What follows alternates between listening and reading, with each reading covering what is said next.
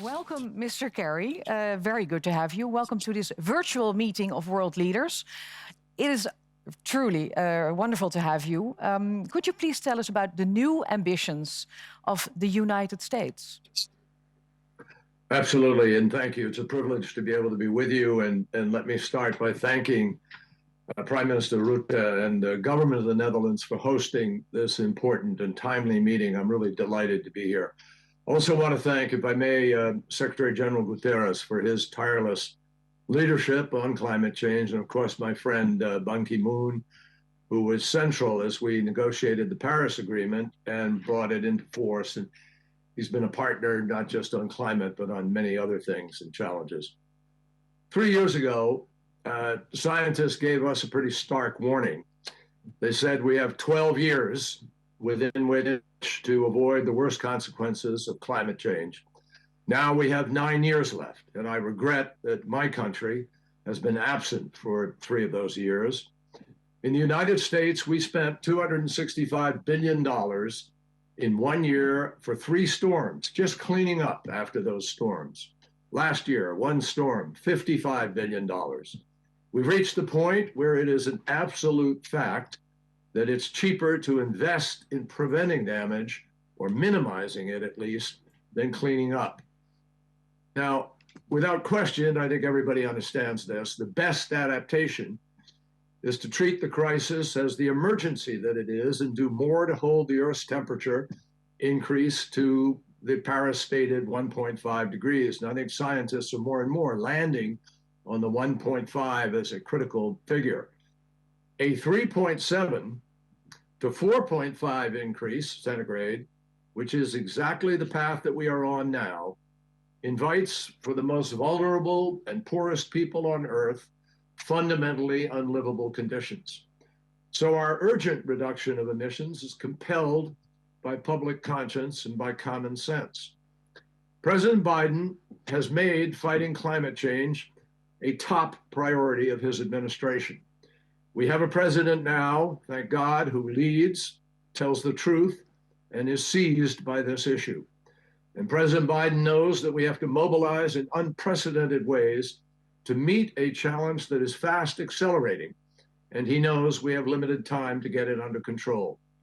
For that reason, the United States immediately rejoined the Paris Agreement, and we intend to do everything we possibly can to ensure that COP26 results in ambitious climate action in which all major emitter countries raise ambition significantly, and in which we help protect those who are the most vulnerable.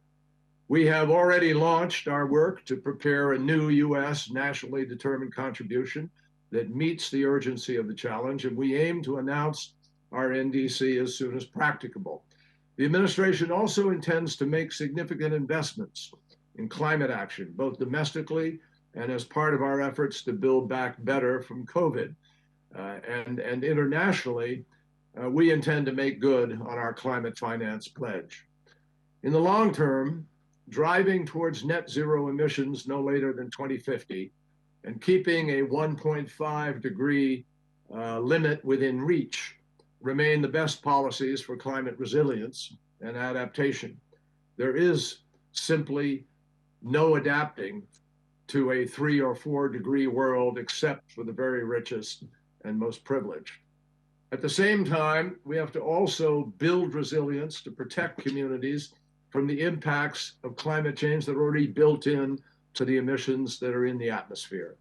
Now, some of these impacts are inevitable because of the warming that's already taken place. But if we don't act boldly and immediately by building resilience to climate change, we are likely going to see dramatic reversals in economic development for everybody. Poor and climate vulnerable communities everywhere will obviously pay the highest price. So the United States will work on 3 fronts to promote ambition and resilience on adaptation. Leverage US innovation and climate data and information to promote a better understanding and management of climate risk, especially in developed countries. We will significantly increase the flow of finance, including concessional finance, to adaptation and resilience initiatives. We will work with bilateral and multilateral institutions to improve the quality of resilience programming, and we will work with the private sector in the United States and elsewhere in developing countries to promote greater collaboration between businesses and the communities on which they depend. And it is our firm conviction throughout all of our administration, every agency is now part of our climate team.